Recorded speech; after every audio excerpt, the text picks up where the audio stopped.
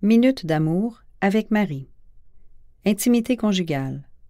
Texte tiré de la revue de l'Armée de Marie, avril 1973. Permettez-moi de vous dire combien je trouve merveilleuse votre revue. Je l'attends chaque mois. Après en avoir pris connaissance, j'en fais le partage avec d'autres. Voici ce qui m'amène. J'ai toujours nourri le désir d'être religieuse. J'ai tenté vainement quelques essais, mais ma santé m'obligea à quitter. Un père capucin me conseilla le mariage. Un jour, j'ai rencontré l'amour, un amour idéal, partagé. Je ne comprendrai qu'au ciel pourquoi il m'a abandonnée. J'étais tellement brisée.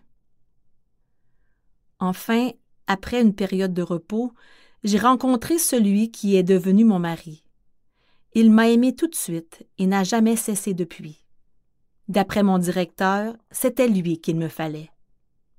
Quel temps il m'a fallu pour l'accepter.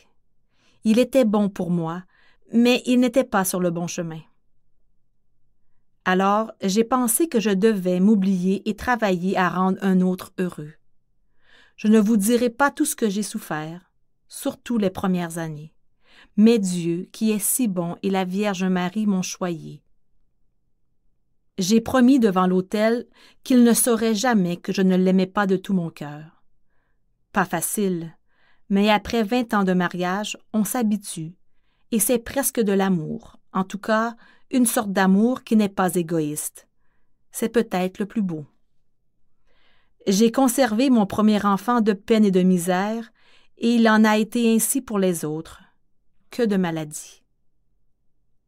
Je veux vous parler d'une souffrance dans ma vie que je veux propre devant Dieu. Je ne voudrais pas mourir sans être rassurée. Vous savez ce qu'il en est du sexe aujourd'hui.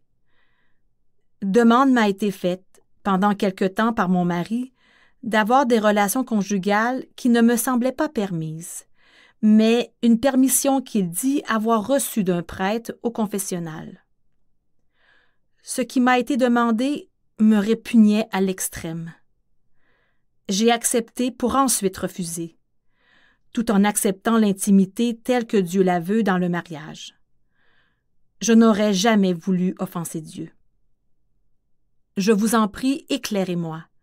Que l'Esprit Saint vous guide.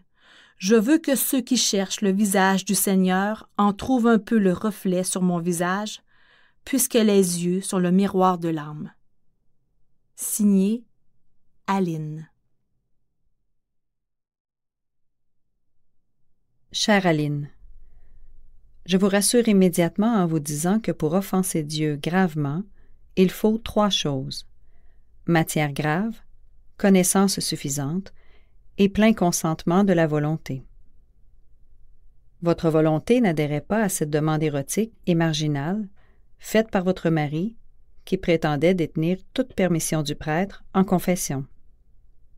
L'idéal spirituel du foyer s'insère aussi dans la réalisation conjugale du don charnel et parfois devient source d'inquiétude, d'angoisse, de troubles moraux, quand l'un ou l'autre, d'une façon passionnelle, chambarde le plan divin, s'adjugue le droit de ne tenir compte que de ses exigences érotiques sans aucun souci de la morale chrétienne et compromet ainsi l'harmonie qui doit exister avant tout sur le plan spirituel pour se transposer ensuite au niveau affectif et charnel.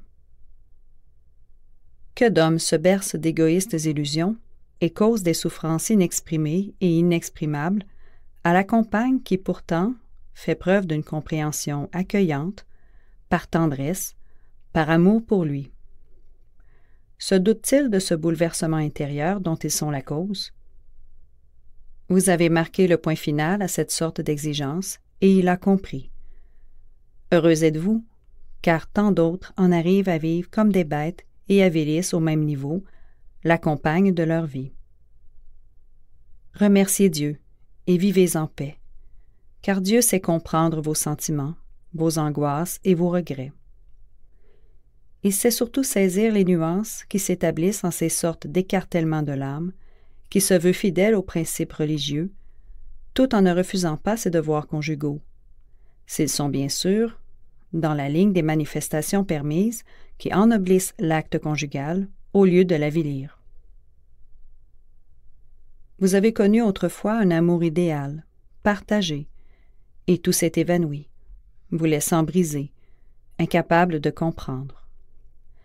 Il n'est pas nécessaire de comprendre, car Dieu conduit les âmes selon son plan d'amour sur chacun, par des voies déroutantes.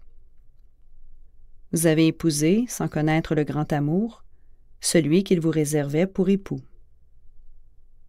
Vous avez souffert, mais vous connaissez l'amour don, sans égoïsme, l'amour le plus beau, dites-vous. Oui, le plus beau, parce que centré sur l'amour de Dieu, sur l'abandon à sa volonté, clairement manifesté par ces événements, et sur l'amour de cette âme qui vous est confiée pour la conduire dans la lumière.